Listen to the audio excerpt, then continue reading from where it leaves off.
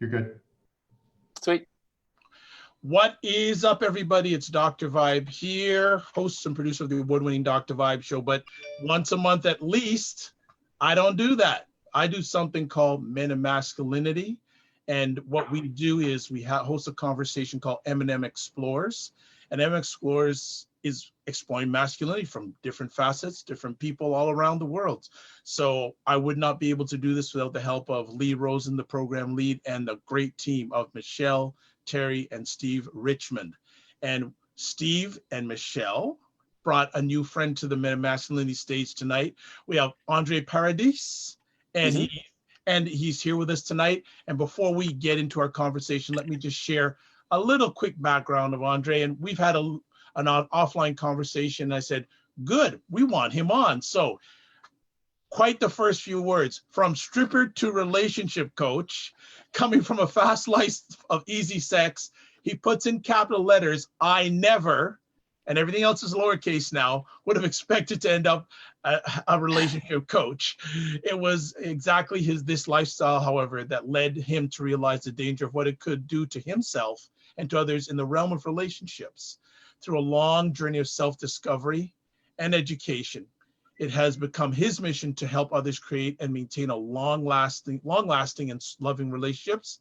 He created Project Equinoxes to alleviate this misunderstanding and pain between men and women by teaching the concept of gender intelligence in capital letters. When men can understand the perspective of a woman and women can understand the perspective of a man, notice equal, we can communicate with the understanding and respect that we deserve. Welcome for the first time and not the last time on the Men and Masculinity digital stage. Andre, how are you? Very good. Very, very good. Thank you for the intro. That was cool. Oh, well, I appreciate it. And I try to make sure I do best. And I got your last name right. So I'm good for the rest. I'm good for the rest of the evening. So short little bio there. Can you give a little bit more about your growing up, where you grew up, etc.? Okay, so I'm born French Canadian. I keep saying I was born Catholic in a snowbank, in a family, who didn't, I actually felt I was born in the wrong family. Very interesting. By the age of 5, I felt like there was something really wrong with where I was born. There was a mistake. It was kind of weird, but that was the beginning of my life's inquiry with what is this all about? Like, how can this be? Like, started questioning my own identity and even my circumstances at 5. And I became an observer of life and of people, just first to try to understand my own circumstances, and really sort of couldn't sort of make sense of it in the beginning. So that became sort of my focus was always outside, like what's going on, who's what, why are they doing this, and sort of became an observer of life and people and human beings, which is fascinating, because everybody's reality is really, a concept of circumstances much more than actual reality. It's the filters that you have from your life's experience. So that's where I started. My mother I don't know how long you want me to go here. You tell me. My mom. Hey, go ahead. Go for it. We want to know you before we get into the conversation. By the age of 7, with all this weirdness around me as a kid, and feeling like I don't belong anywhere, and even in this house, my mother decided that I was going to be a priest. Oh, right. So it just announced it to me at 7 years old. Like I was going to be the one. I was the sensitive one out of the 5. I have 3 other brothers. There's 5 kids, 4 guys, and decided that I was a sweet one, sensitive one, which I was. Out of the other ones are more not so. Different. I was different in the sense that I was actually kind of, the sweet kid, and decided that was perfect priest material in the Catholic faith. If you could produce a priest or a nun, you're actually a better family against the other families. You win the prize of, good Catholic, blah, blah. Anyway, so, however, I found it even at 7, I remember thinking like, woman, you're out of your mind. Like, you don't know me. Like, I'm not, what do you know? Right. And it became the beginning of my pushback with the things that were forced on me, like all the way through, interestingly enough, from the disconnect of my circumstances, I was kind of a sad, low energy kid. Didn't fit in anywhere. Like I didn't fit in my family. So it kind of carried through life. school, complete nerd. But when I was 15 years old, almost 16, I ended up in a different high school, private high school, where they could, for in the PE program, get this is amazing. You could take ballroom dancing for PE. Oh, What? okay. I know. So this cute girl who I didn't even know she knew that I was alive, because that's sort of my circumstances. This cute little girl says to me, comes up to me, she's like, "Oh my God, like, wait, blah, blah, you want to take ballroom? Because you have to sign as a couple." I'm like, "What?" And oh, she's really cute. Yeah. So at that age, like I said, almost 16, my very first class, never danced a day in my life. This is what became interesting. Whatever the teacher would teach, I could instantly copy and emulate, like on the spot, like, which was really interesting because I wasn't really good. I wasn't really good at anything, and this sort of like something that just stuck to me. Like I almost like was born for this. Like, click, like I had this. And if the teacher used to get mad at me, like, "Can you struggle a little bit? Can you like, you know, like you make me look bad." But interesting enough, actually, the beginning of my career started that way because I was a kid that was, no energy and kind of rather sad and pathetic. Yep. I remember, I think in that class, that first class, I think I smiled, like truly smiled from my soul for the first time. Like this was like made me breathe. Like, oh, and having a girl in my arms, like, and it's wow. And then as I got better, there's something magical, and some of you guys will be able to relate to this if you're a musician, especially when the vibrations of music lines up with the vibration of your body, right? Together, there's like something incredibly powerful in that. It's just sort of touches your soul. Right. And so I was hooked. That was it. Like that's all I wanted to do, you know. And in a family of professionals, all of a sudden I was going to be a dancer. What? Yeah, and I don't want to spend too much time on your background, Yeah. but of course, we got to find out life as a stripper, Yeah. and then transform me into a relationship coach, because I know strangely there is a relationship there. Completely. So again, I started dancing, and I went from ballroom dancer to commercial jazz dancer, moved to Los Angeles, and became a commercial dance, what you see on TVs and, TV, television.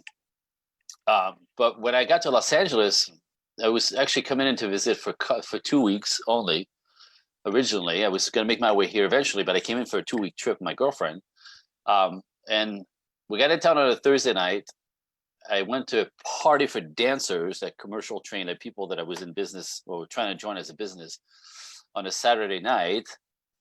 And an older guy, we're all young kids, young teenage, like 24-year-old kids or so. And this older guy that was at the party waves me over. Really, it was a strange thing. I thought he was trying to pick me up. It was really awkward because he kept staring at me. And then, offers me a job working for Chippendale. He says, "I lost a guy 4 months ago. We've been auditioning all over town. We can't find anybody to replace him. You're exactly what I need. What do you say?"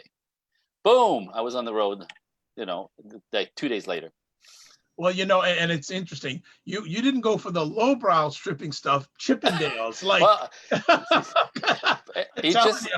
it just kind of happened. I was just at a party, like in my very own Hollywood story. I was at a party dancing with my girlfriend. Some old guy spots me, half hour later, he waves me over and goes, "I need you. Do you want a job?" And I had to make sure he was legit, and he was, and started rehearsal literally the Monday, 2 days later, started rehearsal in town, 2 weeks in town, and on the road, boom, gone. How did that transform into becoming a relationship coach? Very interesting. So again, imagine good boy, geekish, kind of, and still when I was dancing, I got some swag in that, and I got a lot of attention from that, and that gave me my game, if you want, with the ladies. I got game just because I could dance and I didn't have to say anything. All I had to do is dance. And so now I'm on the road. Yeah. So yeah, you're shaking your head, right? So yeah, exactly. That all day long, like that kind of. So it was sort of kid in the candy store, right? I'm 24 years old, for Christ's sake. And it was party, no responsibility, fun. And this is very interesting. This is so interesting. There is such a thing, which I never would have guessed. There is such a thing as having too much fun. And let me explain. What happened is, like, we had no responsibilities, right? We traveled by bus. Nobody had apartments. We got paid cash, right? We saved all of our money. All we had is cell phones, and there was complete freedom. We danced, we partied, we played with women, we made money, and did it again the next day and the next day. Like, zero responsibility, just fun, fun, fun. Eat, train, tan, dance, play, play, play, play, play. Get up, do it again. So what happened is this: like, if you could see me on the monitor, like, when life is fun every day, all the time, without responsibility, it becomes normal. So in order to have fun, you got to up it. You with me? Yep. So, and then you up it for a little while, and you get crazy with the ladies, right? And now we have drugs on top of everything else, and maybe more women than one at a time, and then that's fun, right? Every guy's fan, and then that becomes normal. So up, another one, up, another one. You see it? Up, up, up. So within about 9 months of doing this on the road the whole time, I realized, like, I was getting twisted. Like, my reality was becoming twisted. Mm-hmm. I was still a good guy. I was still Yep. a guy who was looking for, eventually I was going to have a family and kids. And my belief in that reality being possible with the kind of women we saw day in and day out all day long, because, all kinds of women, young, old, married, the husband is paying for them to be at the show, bachelorette party, they get married tomorrow, and they're in my room. Like so all of a sudden you start believing all women are like that. That's all we see, like, relentlessly, in the tanning salon, at the gym. They're after us, right? So candy store, yeah, and all of a sudden it's a little bizarre, right? And they get up with. So that's how I realized that it was a lot more classic in my beliefs than I even expected, right? Mm-hmm. Like, who I was sort of had to resurface with the madness, and find myself, if I was going to have a good life.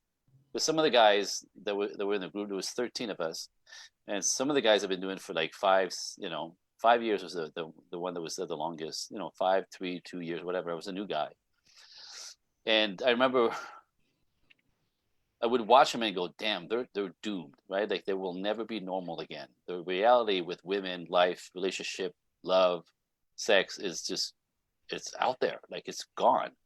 Right? They will never be able to recalibrate, be normal. That's just, now the damage is done. The habits are in place. And I didn't want to be one of those guys. So I quit. Wow. And they thought I was crazy. The Yeah. best job in the world, dude. What's wrong with you? We get laid every day. I know. Yeah, I know. I get it. It's fun. But I got a life to live. I got things to do. This is just a job. This is not getting me anywhere. So that's when the correlation between who I was inside and the lifestyle that I was living out of pushing back against my mother, trying to make me a priest, kind of got recalibrated. So come back to LA, continue my career as a dancer. I ended up dancing with Michael Jackson, Prince, Paula Abdul, Wow. Julio Iglesias. Like, I did it. I did it. But then this was me, like, finding my way, in my artistic ways. But I ultimately wanted the wife, the kids. I was very classically, basic at the bottom. I just wanted what I wanted. That I wanted when I was 7, by the way. So, in the search of this in Los Angeles is fun because there's everything here, but there's also, a lot of, what's the word? Those girls out there, Yep. right? Yep. Like, you get what I'm saying? Absolutely. They're everywhere, but in Los Angeles, they're really absolutely everywhere. So after a while, like, I'm thinking, like, not one of these women are interesting. They're all the same type. They're looking for money. They're looking for cash. They're looking for flash. No one's for real, blah, blah, blah. And I really had to sort of take a deep look at who I was, what I wanted, how it was going to happen to find my wife. And believed in that deep down inside of me that I was going to find her. I wanted her. And sort of somehow, this is kind of cosmic, but about 4 months before she showed up, I knew she was coming. I don't know how to explain that to you. But she sure enough walked into my dance class. She's a ballerina from Virginia who was visiting LA. Mm-hmm. The second I saw her, I was done. finished. Love at first sight. Like 3 seconds. I was in the middle of teaching a dance class. My knees got weak. My ears got hot, like a 5-year-old that got caught with his hand in the cookie jar. I could barely speak. I had to push my assistant up in front of me to carry on the class. I just literally fell apart. I wish one day that we get your wife's take on this story, because there's always her story, his story, the truth. But I think this is good already. This was my truth at that time. Like I just, and I was, my radar was up. I'd been looking for the woman. By then I was in LA. I'd been settled in LA for like 10 months. And I guess I did the road stuff. I did all that stuff. I was looking for one woman. I was looking for the woman, radar up, all day long. She walks in, boo, cooked.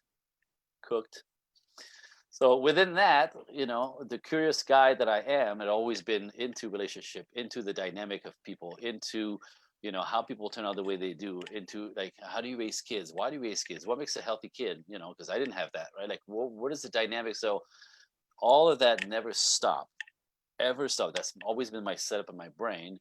And now going back to the classic roles with my wife, we lined up wanting the same things. And this is like 26 years ago, for Christ's sake. 2 kids later, we have teenagers, a 19 and 17-year-old. But within this, as our union was so, I want to say unique, but sort of. You're allowed to say unique. Well, it's more than unique. It's people find us inspiring, and I can't describe that to you. You have to see us together, and I don't even know what that means, right? So that's how people say. So, but I can feel it in the way you're sharing with us, though. Okay, nice. I don't need to have you express this, right? I can feel it in your body language. I can feel how you're expressing it. Every time, every time. Just thinking about it, just sort of. And she's still my girl. She's still my baby from back then. It's never changed. Wonderful. That's good. But what happened is my friends started saying, how do you do it? How come you don't fight like we do? How come you guys seem to have, how come you blah, blah, blah, blah, blah, blah, blah, blah.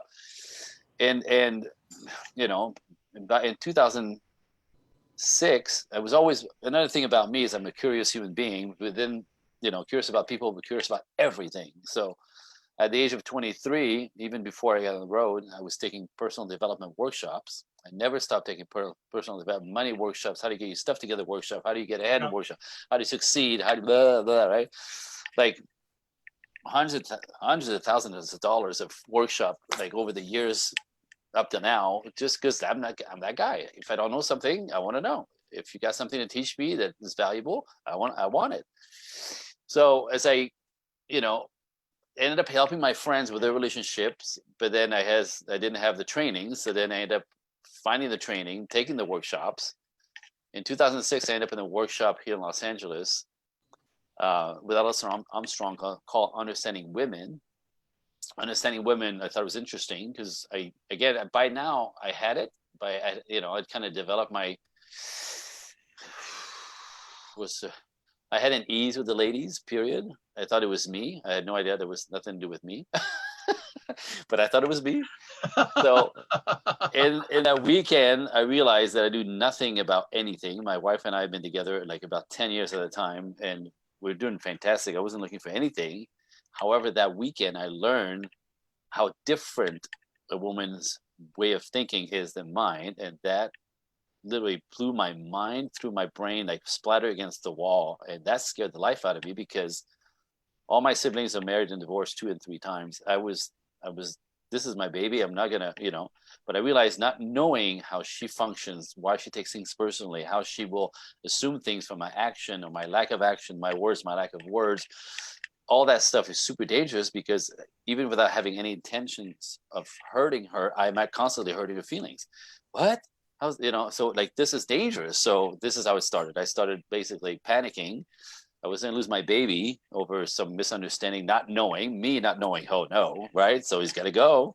So I jumped into the company. I did the entire curriculum, became a workshop leader for them, and then ended up working and studying with them, John Gray, Dr. Pat Allen, Shanti Felhan, Esther Perel in New York City. So 5 masters under my belt that basically put this cocktail together of me today. Now it's been almost 15 years. Well, congratulations. Woo! Yeah, you got you got it off your chest. You did it. You got it out. You asked. Hey, you know what? I asked and we got it. So I appreciate that. And while we continue to go on here, just want to shout out some people watching. Steve Richmond, thanks so much for being on. Also, Mr. Steve Anderson, thank you so much for joining the conversation. Please feel free to ask questions, make comments, whether you're here on Zoom or on Facebook Live. Lee Rosen, program lead of the Men of Masculinity team, is monitoring both channels. So please feel free to ask.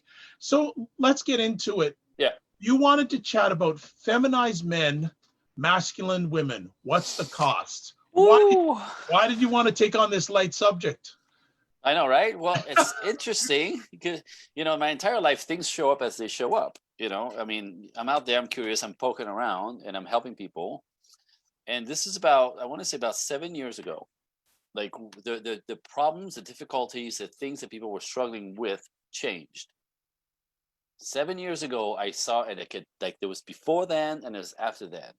And all of a sudden, like the men and women is already complicated because we function completely differently.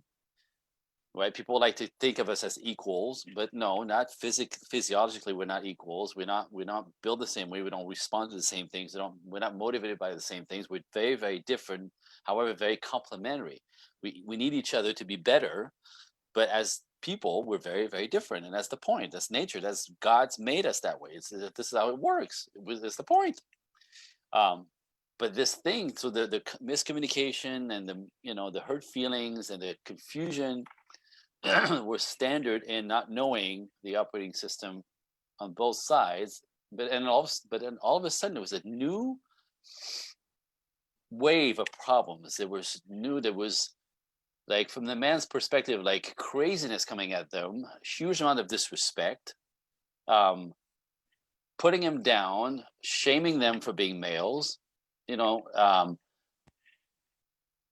Men are less than dog crap on some level, like coming out of the women's mouths, like sort of this sort of almost an attack on males, and so it was a different vibe, and the men complained that women are like getting more and more difficult, more and more crazy. That's the word they use. I hate to use it, but that's the word they use. Unbearable, difficult. They're not women anymore. We don't know what's going on. They don't know what they want, but they expect us to know what they want. But they're really this what's the word? Disrespectful comes around over and over and over again. But there was a different layer of trouble.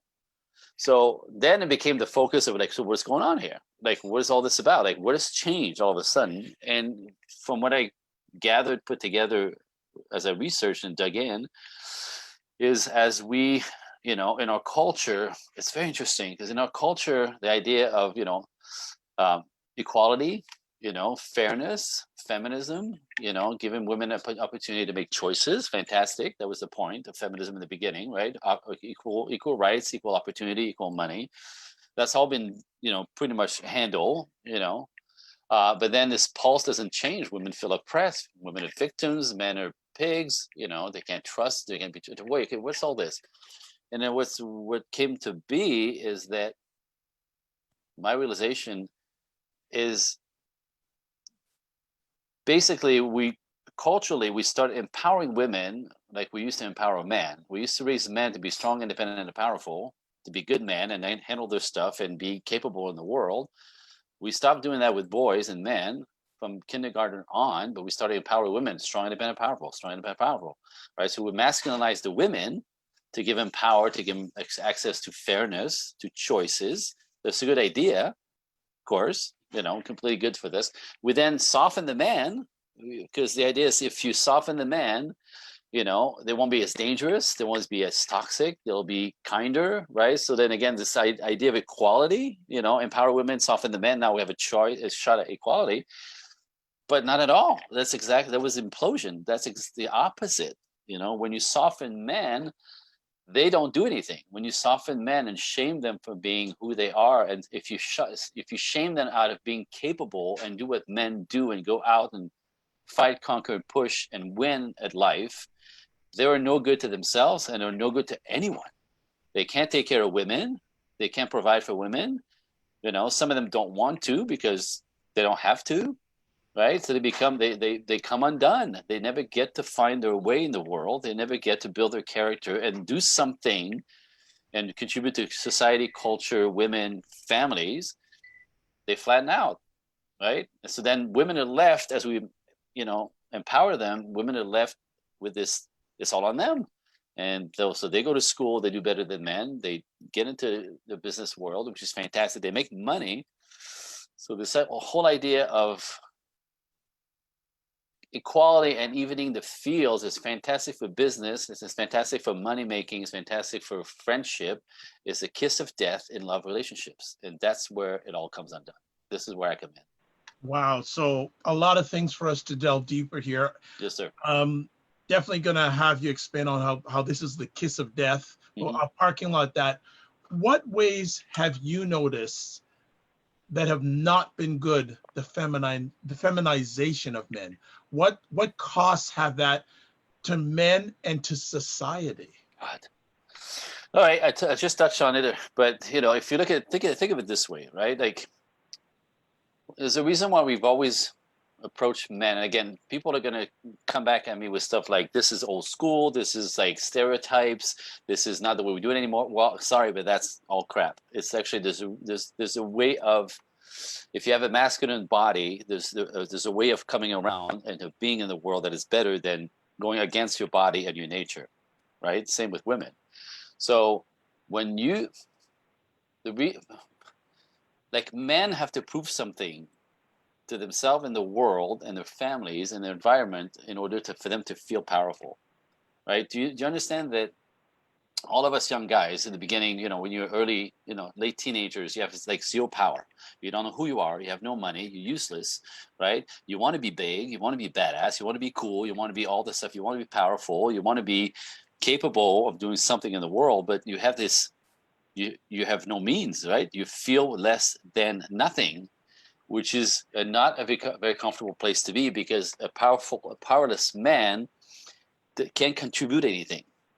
So what's natural for boys to do, with the help of fathers, typically, this is part of the problem that we have, is that another man would actually, guide a young man into finding his mojo, finding his way in the world, building his character, building his strength and using his strength appropriately, not to destroy, not to damage, not to steal, con, right? To actually be a man of character, who goes after what he decided he's good at in life and build on that and push and conquer and fight and go to school and whatever the hell he's going to do to find his mojo and become somebody valuable in society, in culture, and capable of taking care of himself, so he's also able to take care of a woman and also a family, right? There's a building and finding himself that is essential for man to feel good.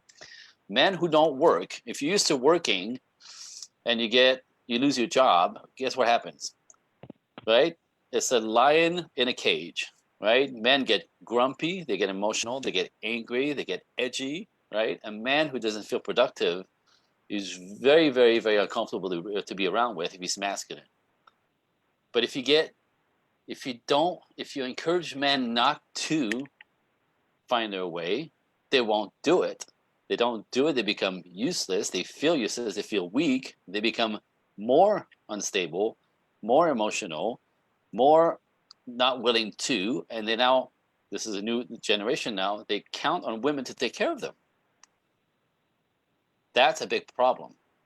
Because, by the way, the weak guys that we think are nicer because they're weaker, and we kept them down and we kept them from becoming masculine and using the masculinity, don't make money, are unstable financially and emotionally. These are the ones who scam. These are the ones who steal. These are the ones who rape. These are the ones who attack. These are the ones who, are in jail. Not men. These are boys. These are men who never grew up and never found their way. That is a big problem.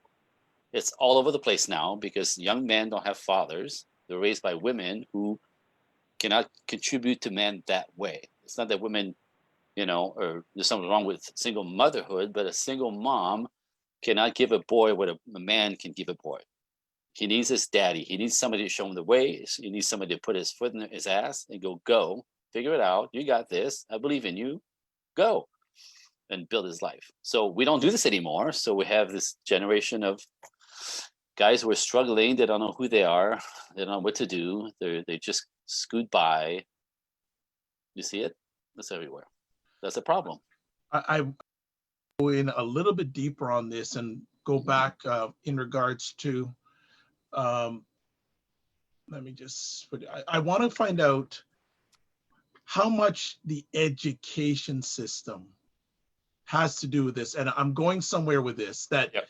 The education system, around 80% of the teachers in public school are women. Yeah, and kindergarten and elementary school is 92%. There's no men, right? And on and on. But even in the system, right? The schooling system is feminized. It's made for women to flourish into, right? But boys do not flourish reading Mary Magdalene. They don't like theater, right? They don't do well sitting in the chair for 8 hours. Like that's all. The schooling system is built around a feminized society, which doesn't encourage young men to study, to step in. That's not interesting to them. Theater and dance, young boys don't, you know what I mean? They want guns and fight and play dodgeball, but they got rid of that too, right? So we're feminized. We're feminized our culture from A to Z all the way through. That's a problem. What do you feel are some of the negative effects of the hardening of women? Well, I could ask you this and you would like go off like the rest of the guys that I talk to, right? Like we all know this. We all know this. What and it is amazing to me. How do I say this?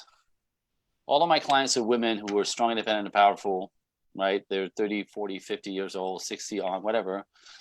They're all strong, independent. They have business, they have money, they have careers, and they don't have men.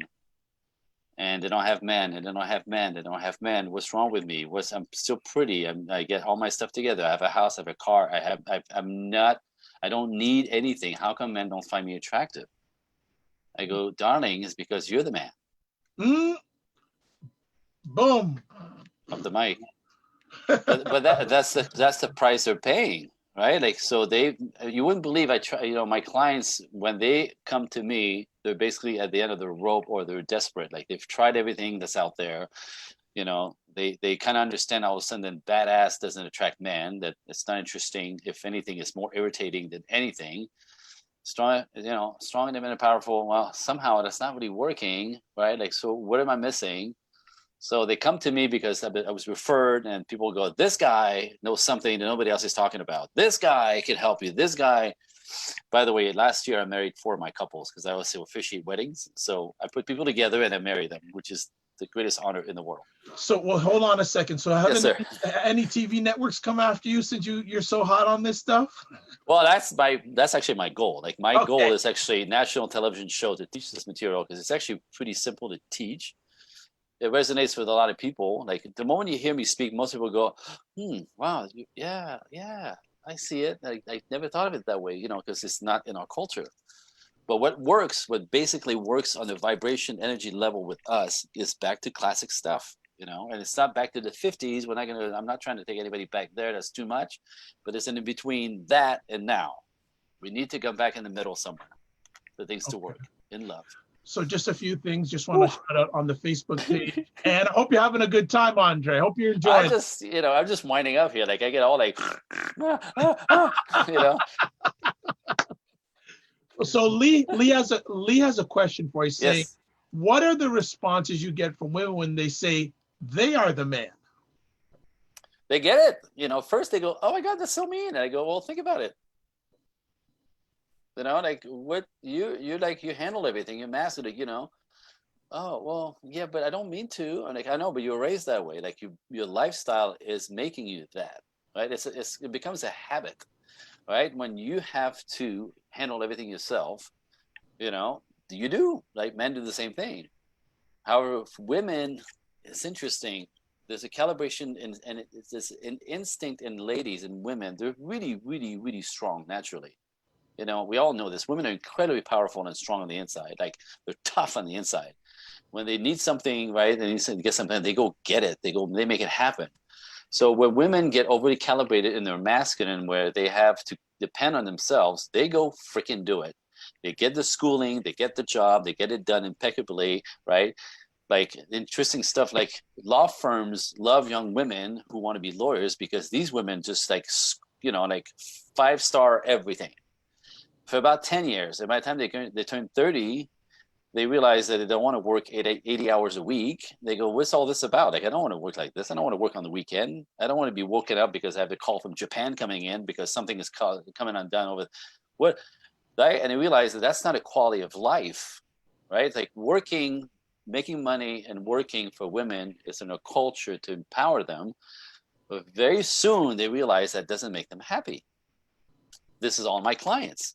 So they bought into this concept, strong, independent, powerful, you know, makes them masculine just by default, just by practice, just by living that pulse of, you know, everything they handle like men, alone in apartments and buildings, paying for their own bills and everything else. That's all masculine, right? And there's no space to really sort of bring in a man. Most of them will actually purposely not date just to not be distracted.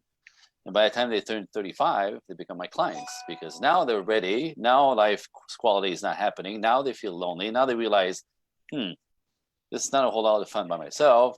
I have some money now, you know, and guys don't date me. Guys don't see me. The guys don't ask me out. Guys, you know, walk away. I get one date and then they say they had a good time. I'll call you back. They disappear.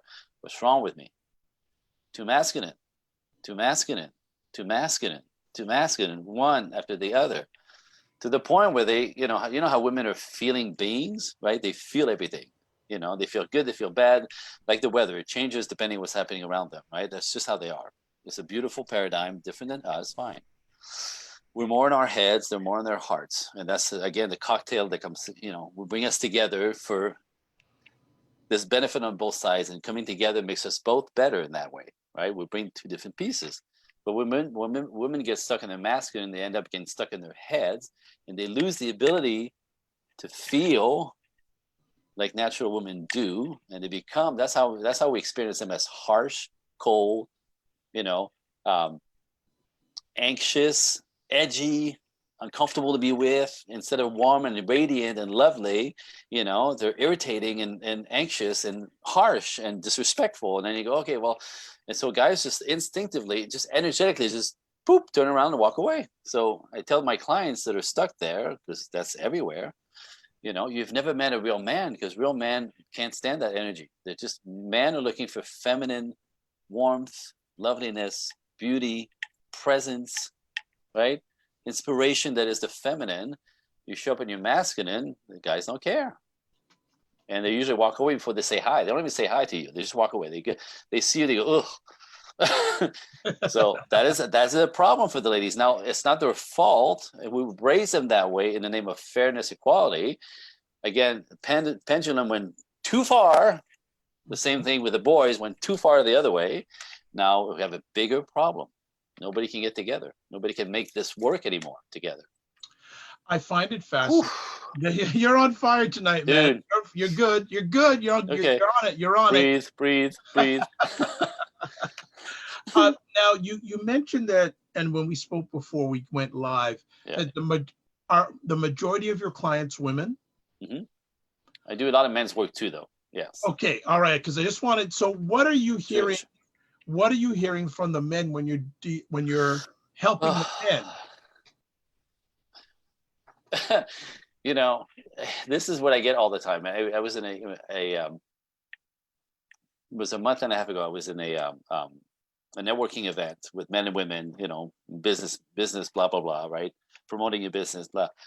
And so the guy who held the event, about 35 people in the room, puts me on stage, you know, introduces me, the work that I do, blah, blah, blah, because And I said a version of what I just said in about 15 minutes, men, women, dynamic life, you know, culture, you know, masculine women, confused man. So we took a break, and I get back to my seat. I look at my phone, and all of a sudden I look up and I'm surrounded with 10 guys. Dude, how you talk that way? Man, you're saying the stuff that's in my head. Like how I can't believe you get away with saying this out loud, right? Like, why? Helping my girlfriend? How did I make her stop talking to me that way? How did I make her stop trying to bully me, control me, tell me what to do? Like everywhere. So the work that I do with men has a lot to do with men don't feel that they have the voice, the right to even voice their what's the word I'm looking for? It's beyond disappointment. It's beyond they just don't know that they have the right to say this is crap. So I don't want this. Go ahead. So how has this happened? Why has this happened with men, with many men? The same way, when you don't have fathers to guide men into becoming good, strong, steady men of character, they end up not be able to go and do it. So they end up weak and pathetic in a lot of ways. They know they're weak. They don't want to get out of the basement. They're not adventurous. They don't want to push. They don't want to fight. They don't want to conquer. Right? They barely, if they manage to work, they work just enough to cover their bills. They don't have any gusto for life, right? And they feel hollow and empty and lonely because women don't want those guys because they don't have enough of anything that's interesting to women. They can't take care of them. They barely can manage to take care of themselves. How they can take care of it? So they know they can't take care of a woman, so they don't really go after women. And even when they go after women, they're kind of awkward. So women are like, where do you drive? Oh yeah, I don't think so, right? Like it's not always the case, but you know what I'm saying? Like if you don't have any resources to a woman, you're not really like if you can't take care of her in any way, that's not really attractive, right? So there's a natural instinct in that as well. Women want men who can contribute to them, like that's a part of the dance of coming together. If the woman is more powerful than the guys, they typically don't have respect for the guy. But those guys they don't find their mojo. So in the groups that I work with, the men are pretty much, regardless of their age, are kind of stuck in being teenagers, right? Boys will be boys. That's it. So they don't really fight. They don't really push. They have no confidence. No confidence. That's the biggest problem. No confidence. They know they have nothing to offer anybody, right? They're lonely. They have a couple of roommates. They use the computer when they need a little action because they can't do it with women, and it's a terrible, terrible thing. It's a terrible thing, and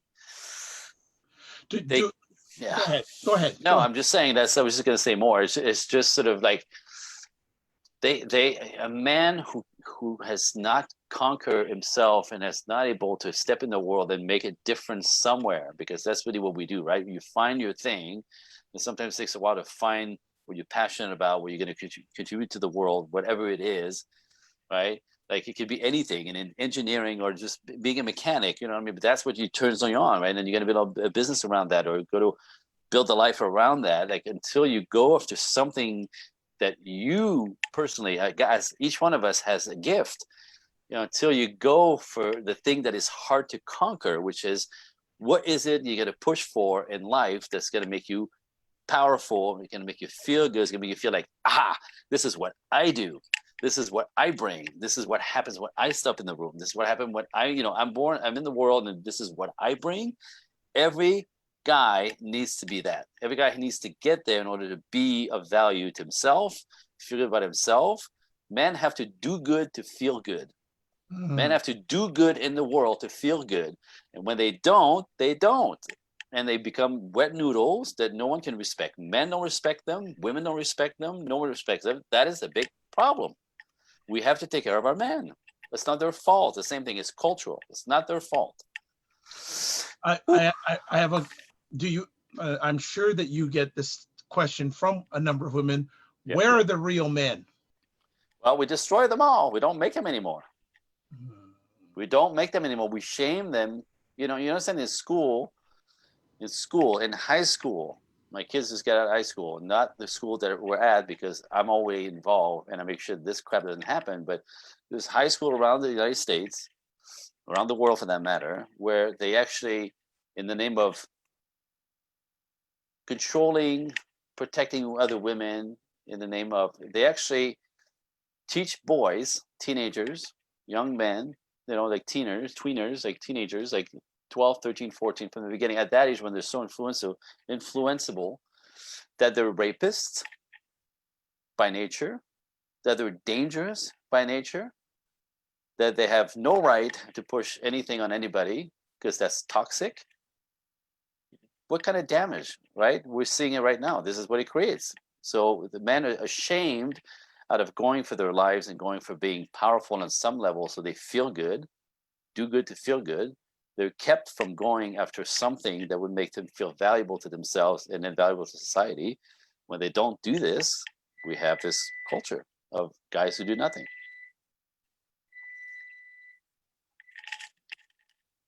You can't hear me. Many people would say that the family structure is not what it used to be. Two-part conversation piece. What do you think of that? And also, if you don't feel the family structure is as strong as it used to be, how much impact has it had on the feminization of men? Well, I think one comes from the other, honestly, right? So when you keep men from finding themselves and, developing, build a character and be good in the world for something, they don't contribute, right? And so in that, they cannot take care of a woman, in a classic way. Not that women need to be completely, taken care of, but a man who doesn't work is useless, to women. Like no one wants that, right? So there's an in between there, right? So a guy has to find his way and be able to be capable on his own to sustain and manage and live. Plus, typically wants to see when men. It's when men have something to fight for, they go fight for it. Right. And when these young guys that I talk to, it's unbelievable. When these young guys see zero possibilities with women, either they're not capable or these women are not worth it because they're so difficult. Right. There's no reason to go fight for life because men fight for life for women. But okay, so Andre, and just a point there, shouldn't men fight for their own life first before trying to fight for a woman? Yeah, of course. But my point is, it's, back in the days when women didn't, women were like encouraged to be housewives, right? This is how it worked. Back to the classic role, right? This is why men got their life together, got their stuff together, went out and build themselves up to be capable to find a woman who would be the other half of his family, right? That was like automatic. Like if you didn't do this, you would not be able to find a good woman who would marry you because you're a capable man, right? And in exchange, this is very interesting, and this is going to be very controversial. But in exchange, what happened in women, the only way to have sex with women was to marry women. Now there was all in between going on behind the scenes, but like culturally, the big picture was always a good girl did not have sex until she was married, right? You with me? So we call that this back then we used to call this like costly sex. Men had to be powerful and capable of supporting a woman for a woman to want to be with a man, because women have the reproductive power, reproductive choice. So the guys have to step up and get their stuff together just for women to find them attractive and pick them, right? Yeah. So, but when women aren't worth it, this is what men say nowadays, because they don't need man, and they make sure they tell you they don't need man. And guys can't see that possibility ever happening because they don't have their stuff together. They don't do it. There's no reason for them to push. You see it? Yeah. So they don't. And that's the dismantling of culture and family and all this stuff. Without family structure, culture falls apart. Culture falls apart, we're all screwed. That's what's coming. It's interesting because throughout this conversation, there's a word in my mind that's resonating throughout our conversation. And even with your journey, the word extreme. And the reason why I want to put that out there and take it where you'd like, when you were growing up, your mother wanted to be an extreme representation of your religion.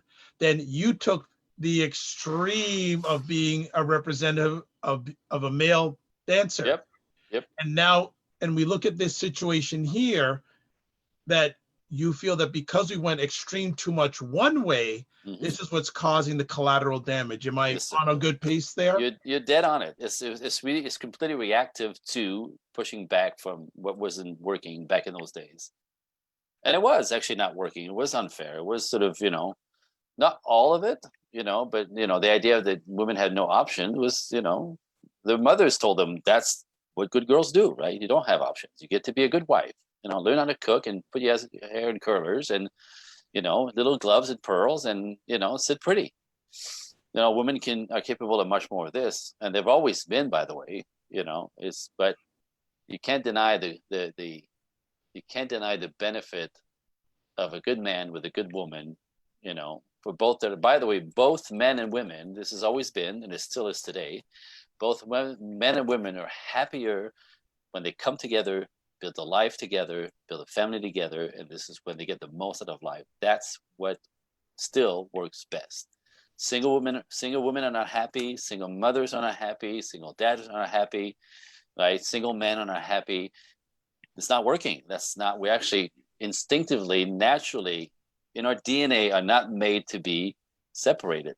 We do better together. We complement each other. That's the beauty. That's God made. It's nature. But our culture is keeping that from happening out of confusing the whole paradigm in the name of fairness, equality. Not working. Kiss of death. Kiss of death. I see it every day. It's terrible. What would you like to say to? Actually, I'm going to park on that. I want to before we start winding it down. I want to think about with our men. Mm-hmm. What do you want them to know that they're missing out on, or they're not? Yeah. Oh, I'm holding my head. Bring it. Yes, finish that answer. And by the way, I'm a little jealous because I wish I had some curly locks, but it's cheaper for me than for you probably to upkeep. But I would like that once in a while. All right. We'll talk later. Okay.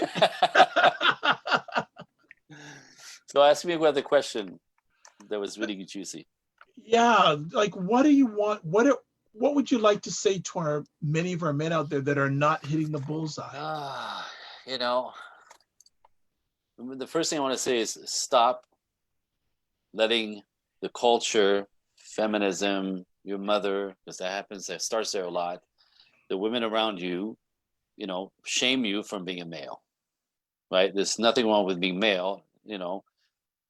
What we bring to the table is important for everyone, for the culture. So Andre, I just want to interrupt there. You said a very important word there that I want you to expand and give. Yes. What to you on May 26, 2020 are some of the key concepts, characteristics, aspects of I would say a man more than a male, but use whatever terminology you want right now. What are some of the key attributes you're looking for? Oh, dude. Okay, so there's no simple answer for any of this, right? No. Because people will go into stereotypes, and there are stereotypes, and I do believe in stereotypes because they work. It's the dismantling of stereotype that got us here. And with that being said, there's also a calibration, right? What makes a man a good man? Is it because he's a big, productive, money-making douchebag? No, right? It's the guy who finds his mojo, contributes to the world in a way that he finds is a mission for him and a passion. So in that's all positive, right? Like somebody who wants to contribute to the world bigger than himself will change the world in a positive way, right? Most guys don't go after change the world in a nasty way. They want to contribute something better to culture, to women, to, like in whatever. So that's a plus, plus, plus. They also have to be able to calibrate their sensitivity because, we're in the world, we have women around us that requires us to be more sensitive and aware of their feelings. We're aware of the fact that, they need more connection. They need more conversation. We have children. They need to be raised in a nurturing, loving, fatherly way, right? So we need both. We need the masculine and we need the gentleness of, by the way, we're all both masculine and feminine, right? Men have both, women have both, but what still works best is for men to find their way, build themselves up, and again, this is what fathers and uncles and elders do for men, help them kind of calibrate the other side of them that needs to be kind and sensitive to people around them, the world, the women, the children, the animals, the planet, right? These things have to be calibrated. So it's not about masculinity itself without calibration is crappy, can be toxic. That's what they're talking about, right? But a good man, if you're going to give you numbers, if I want to give you something that, a good man wants to be about 70% into his masculine to be able to handle his life, produce properly, being on point, feeling powerful in his way, feeling he contributes. And the other 30% of him is his feminine side that he applies for family life, women, culture, society. You see it? So that's what physiology works better. We're built with testosterone, and this is what all works better. Like there's a physiology to this that works better. When you feminize men, where they're too feminine, where they get stuck in 70% feminine, 30% masculine, nothing happens. They feel bad. They don't produce. Women don't like them. Men don't like them. They're kind of noodly. They can't do anything. That's not, so it's not good for them. These are the guys that commit suicide, by the way. These guys don't make it. So they're not their purpose. They have no purpose. They know they're useless, and a guy it feels useless will not last. Right? Imagine the cave. If we go back in the caveman era, right? The elders and the fathers would raise the boys to like find their way. Right? There's like little Johnny who's 112 pounds, but he could freaking spear that arrow like nobody's business and get the bunny. Right? That's his specialty, right? So we encourage him to really develop that skill. And you got Big John, who's 200 pounds, but he can take the wildebeest, put him on his shoulder, and walk it back to the right. Everybody's got their stuff, right? But the men were encouraged to find their mojo for the tribe, for the culture, for everyone to survive. Everyone had their specialty as males, right? To be able to be of service for the survival of everyone as a culture, as a tribe. Right. And the women took care of the other side. The men came back with the food after hunting for 3 days, and some didn't make it back. And the ones that died in that were actually, revered. And there was a lot of pride in that. Right. They're celebrating the fact that they died and sacrificed for their families. Men of war, same thing. Right. There's honor in that. It's beautiful. Men will happy to die for doing the right thing. Come back to camp, drop the food. Ladies, we'll be by the fire. Tell us when it's ready, right? Nothing's changed. And they go around the fire, tell stories of what just happened when little John got murdered by, the wildebeest. Like those. So that's us watching TV nowadays. So like there's a whole sort of natural groove within all this that still is in our DNA for 2.5 million years that if we deny is destructive still. Like it doesn't work, right? Women feel better when men are present to make them feel safe, feel connected, make them feel cherished, loved, blah, blah, blah, blah, blah. When they're masculine, we don't do any of that. That's a problem. So as we want, another loop. Well, I'm gonna get one more. I'm looking to get one more oop out of you here. Bring it. Final conversation piece. Mm-hmm.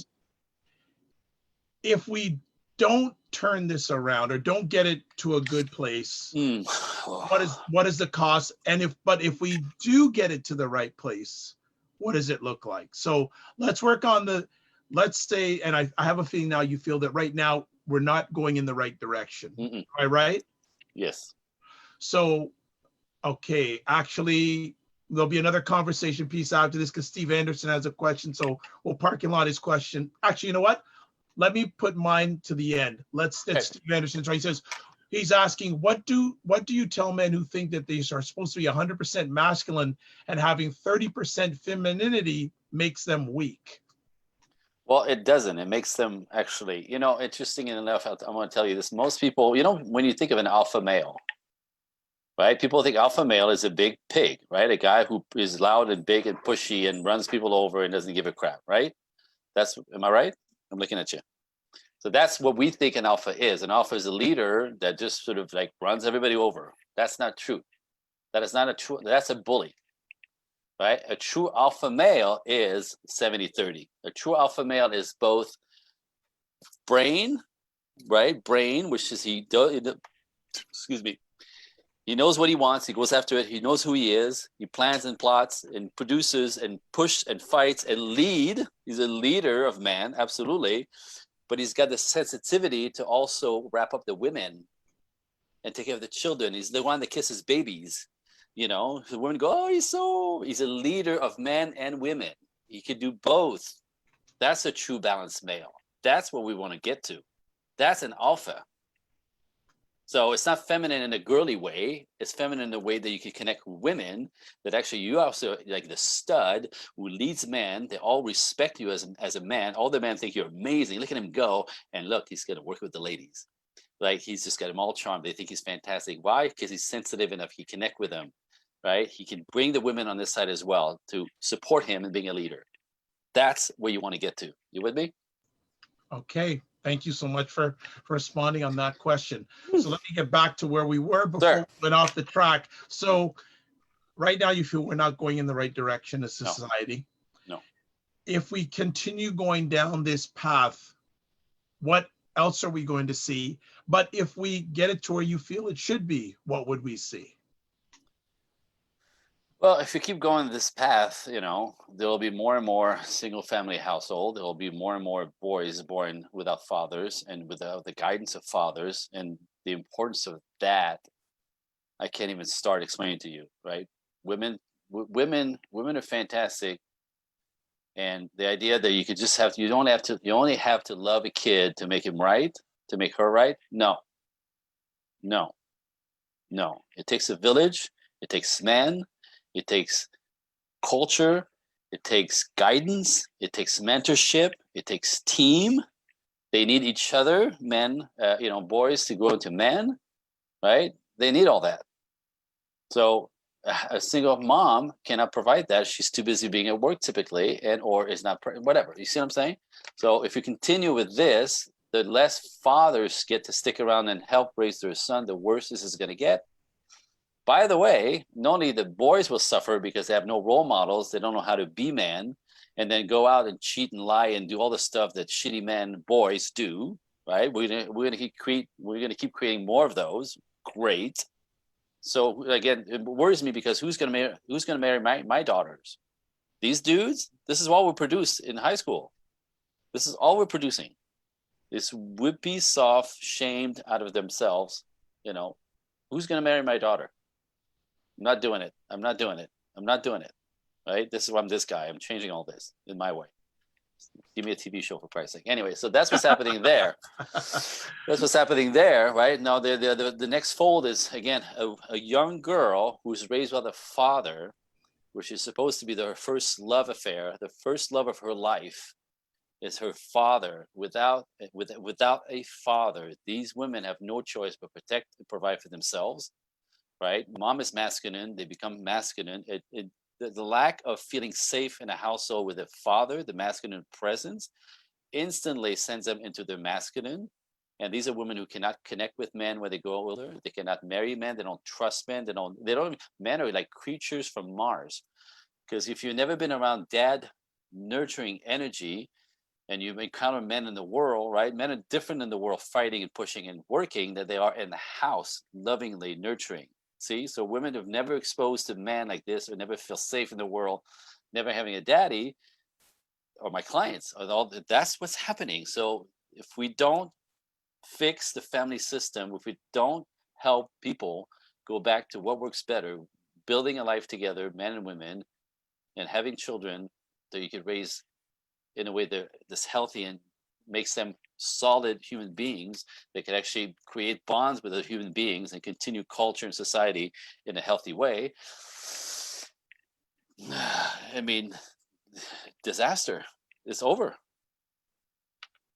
Well, let's take it the other end. If we do swing to where you feel we should be, what would that look like? Like I said, like we bring back the idea that, the masculine is essential, for balance everything, right? It is not toxic. It can be toxic, but there's a calibration we need from the ladies. See, the ladies in that, women will actually civilize us in a lot of ways, right? A woman will make a man and make a gentleman out of him, right? Because that's what women do to us, right? They kind of bring us down a little bit from, the rafters and calm us down and give us a sense of like, honey, maybe you should, have you thought this through, right?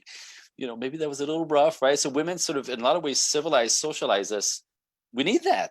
And that's why a lot of us, if you don't have that, there's a toxic taking over, right? If you let men alone and they lose complete disconnect with the feminine, overcalibrated, toxic, ugly, selfish, narcissistic, self-centered, destructive. So we need women to calibrate this. And women, when women show up for women, women calm down. When women are connected to men and they trust men, trust enough to be, to be able to be vulnerable, to enjoy man's company. When men are solid, they make women feel safe. When a woman feels safe, all the goodies and all the loveliness comes out of them. the pressure, right? The tension leaves their bodies. They get to relax. They snuggle on their armpit. They start purring. You with me? Okay. Yeah. But we have to be solid for them to relax that way.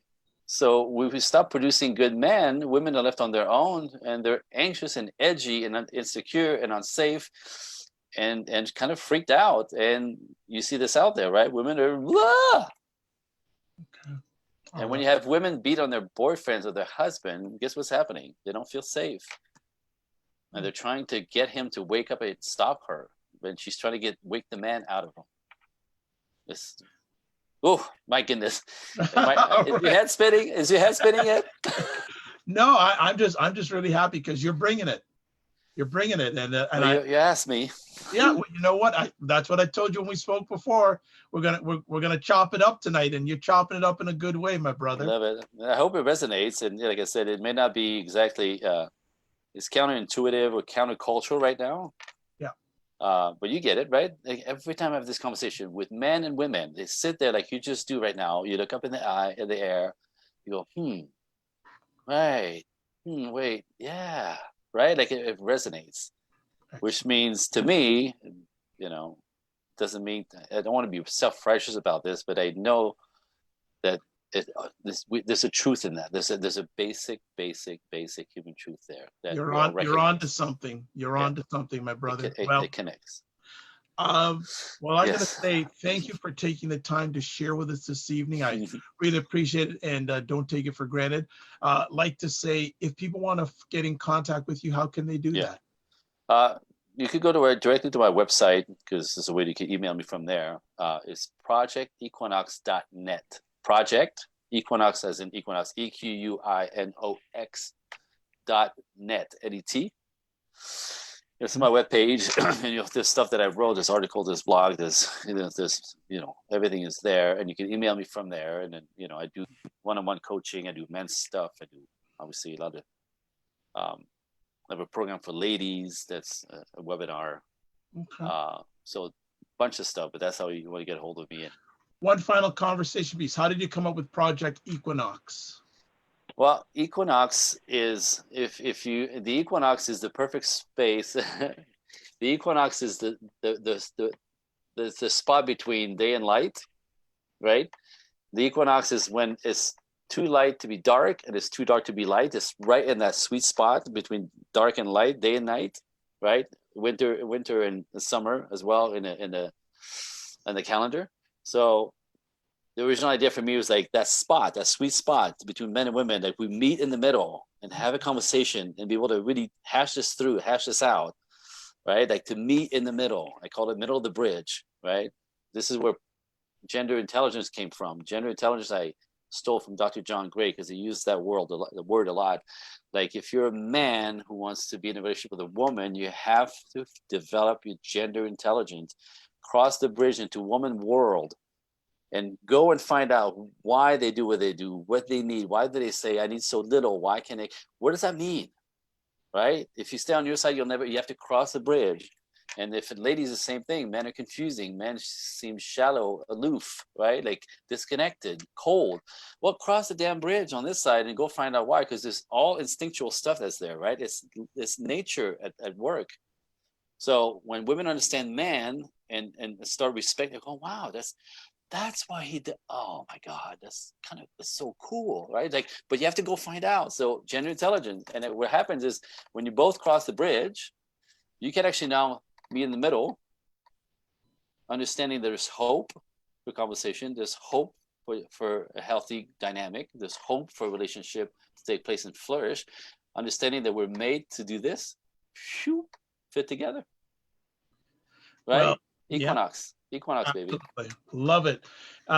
We're coming to the end, and I'll ask this because you dropped something there that we're not going to get to this time, but we're going to get on to next time, about the whole aspect of men and women respecting each other and Good Lord. how they find out and how do they get to respect each other. So we're going to parking lot that, and that's a teaser for you to come back, by the way. Oh, hey. All you have to do is call me. I'm like, all right. This is what I do. Absolutely love it. Well, I will be calling, Andre. Thank you, Steve. All right. Okay. So, Andre, again, thank you. Absolutely. Blessings to you and your family, what you have been doing, what you are doing, and what you're going to be doing. Thank you so much for a very rich, informative, educational, and entertaining conversation. It's appreciated and not taken for granted. I am Dr. Vibe. I host and co-produce this wonderful conversation called M&M Explores with a great team from Men and Masculinity, Lee Rosen, program lead. There's also Steve Richmond, who's on this call. There's Terry Martindale, and there's Michelle Berenza. We do it, we make it happen, and like to say thanks to them for making it happen, especially to Steve and Michelle for getting Andre to share with us this evening. If you want to find out more information and also replays of these epic conversations, go to the website, menandmasculinity.com. As always, I'd like to say before we leave, live your life as a dream. If you can dream it, you can make it. Sometimes you have to get smaller, get stronger. Block assumptions and aim bigger, aim better, aim higher and wider. Thank you very much for watching this live on the replay. It's appreciated and not taken for granted. And stay safe and walk good. Good night, everybody. Thank you, man.